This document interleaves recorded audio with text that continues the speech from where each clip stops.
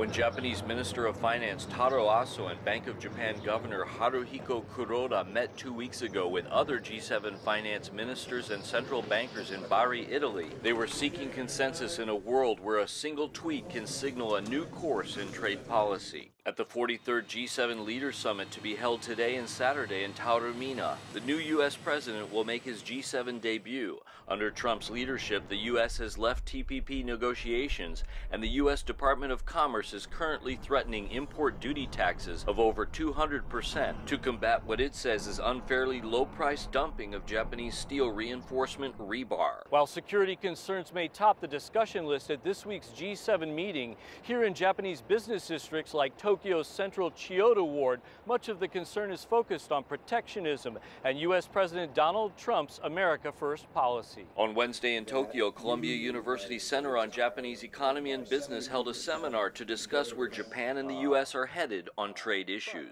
The relationship is bound to face difficult issues going forward, some of which are unpredictable because Trump himself is so inconsistent and so unpredictable. Expert panelists viewed U.S.-Japan security relations as strong, but cautioned that the U.S. is likely to levy 1970s-style punitive duties on specific Japanese products. Now it's steel and aluminum.